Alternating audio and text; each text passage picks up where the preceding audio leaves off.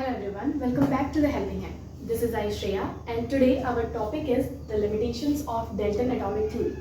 Last video में हम लोगों ने देखा था कि डेल्टन ने अपने एटॉमिक थ्योरी में कौन कौन से पॉस्टुलेट्स दिए थे।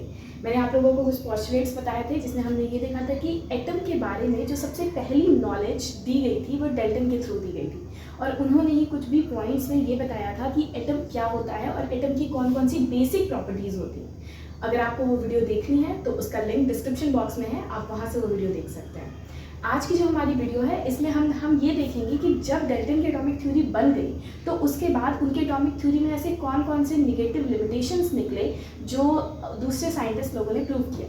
तो एक बार जब डेल्टन की एटॉमिक थ्योरी 1808 में बनी तो उसके बाद उनकी थ्योरी पे काफ़ी ज़्यादा रिसर्च होने लगे और जिसके बाद जब धीरे धीरे एटम की बहुत सारी चीज़ें लोगों के नोन में होने लगी तो कुछ 3 बेसिक लिमिटेशंस निकले थे डेल्टन के एटॉमिक मॉडल से।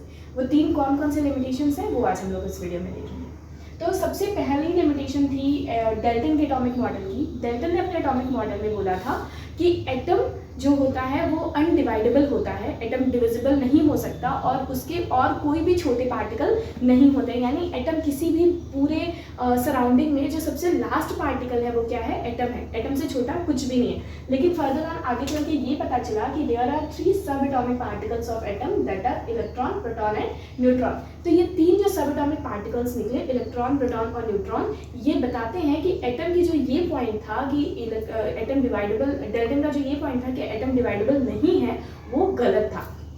तो जो सबसे पहली लिमिटेशन थी वो ये थी दैट डेल्टन ने ये बोला था कि atom is indivisible but atom can be divided into 3 particles that is electron, proton and neutron. So this is the first limitation. The second limitation is Dalton ने अपनी एटॉमिक थ्योरी में ये बोला था कि कोई भी जो एलिमेंट होता है किसी भी सेम काइंड के एटम के, फॉर एग्जांपल अगर हमने 2 सेम काइंड का एटम लिया है, अगर हमने x एलिमेंट के 2 एटम ले लिए हैं, x1 ले लिया है और x2 ले लिया है, तो इनकी जो प्रॉपर्टीज़ होंगी वो हमेशा क्या होंगी, सिमिलर होंगी। ठीक है, इनकी प्रॉपर्टीज़ में कभी भी डिफरेंस नहीं आएगा, ये डेल्टन ने बोला था। इनका एटॉमिक मास, इनकी केमिकल प्रॉपर्टी, एटॉमिक नंबर क्या होगा, हमेशा सेम होगा। लेकिन आइसोटोप्स एक कॉन्सेप्ट बाद में चलकर आया जिससे हमें ये पता चला कि कुछ ऐसे एटम्स होते हैं, कुछ ऐसे एलिमेंट्स होते हैं जिनका सेम एटॉमिक नंबर तो होता है लेकिन उनके एटॉमिक मासेस क्या होते हैं, डिफरेंट होते हैं। जैसे अगर हम हाइड्रोजन को ही ले लें तो हाइड्रोजन के कुछ हाइड्रोजन एटम का एटॉमिक मास 1 होता है, कुछ का 2 होता है, कुछ का 0 होता है। अगर हम क्लोरीन को ले लें तो क्लोरीन के कुछ एटॉमिक मासेस जो है वो 35 हैं और कुछ एटम के एटॉमिक मासेस क्या हैं, 37 हैं। तो आगे चल के ये पता चला कि आइसोटोप्स नाम का एक कॉन्सेप्ट होता है जिसका मतलब होता है कि ऐसे एलिमेंट्स जिनका सेम एटॉमिक नंबर होता है लेकिन इनके एटॉमिक मासेस क्या होते हैं, डिफरेंट होते हैं। तो डेल्टन का ये पॉइंट कि हर एक सेम काइंड ऑफ एटम हमेशा सेम प्रॉपर्टी रखेगा, ये उनकी कमी थी। It was his second limitation. The third limitation is Dalton ने अपने नेक्स्ट पॉइंट में ये बोला था कि अगर डिफरेंट एटॉमिक मासेस है, ठीक है, अगर डिफरेंट एटॉमिक मासेस है, फॉर एग्जांपल अगर हमने x1 ले लिया है और साथ ही y1 ले लिया है, यानी 2 अलग अलग एलिमेंट्स हैं, ये जो 2 अलग अलग एलिमेंट है इनकी प्रॉपर्टीज कभी भी सिमिलर नहीं होगी। इन्होंने बताया था कि it always have different properties, they always have different atomic mass, they always have different chemical properties, different atomic number. लेकिन आगे चल के एक कॉन्सेप्ट आया जिसको हम बोले आइसोबार। आइसोबार क्या होता है, आइसोबार ऐसे एलिमेंट्स होते हैं जिनका सेम एटॉमिक नंबर होता है लेकिन उनके एटॉमिक मासेस क्या होते हैं, जिनका सेम एटॉमिक मास होता है लेकिन उनका एटॉमिक नंबर क्या होता है, डिफरेंट होता है। यानी वो एलिमेंट्स 2 अलग अलग होंगे लेकिन उनके एटॉमिक मासेस क्या होंगे, सेम ही होंगे। जैसे हम लोग देखते हैं पोटेशियम और कैल्शियम का कभी कभी क्या होता है 40 एटॉमिक मास हो जाता है। तो इससे हमें ये प्रूफ होता है कि जो डेल्टन ने ये बोला था कि जो अलग अलग एलिमेंट्स होंगे उनका हमेशा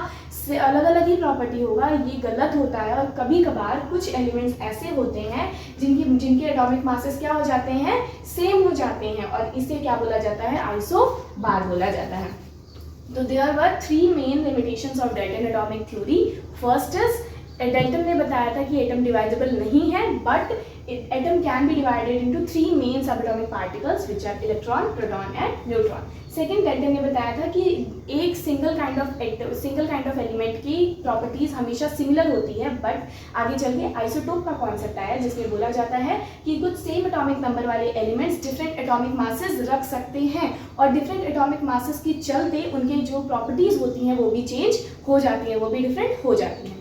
ना थर्ड लिमिटेशन वॉज कि डेल्टन ने ये बताया था कि जो डिफरेंट एटॉमिक एलिमेंट्स होते हैं उनकी प्रॉपर्टीज़ हमेशा डिफरेंट होती हैं, वो कभी आइडेंटिकल नहीं हो सकती हैं। लेकिन आइसोबार जो कॉन्सेप्ट है वो हमें कहता है कि कुछ ऐसे एलिमेंट्स हैं जिनके जो अलग अलग हैं तो, लेकिन उनका एटॉमिक मास क्या होता है, सिमिलर होता है। तो ये 3 मेन लिमिटेशन थे डेल्टन एटॉमिक थ्योरी के। आज की वीडियो के लिए बस इतना ही। अच्छा लगे तो please like, share and subscribe. Thank you.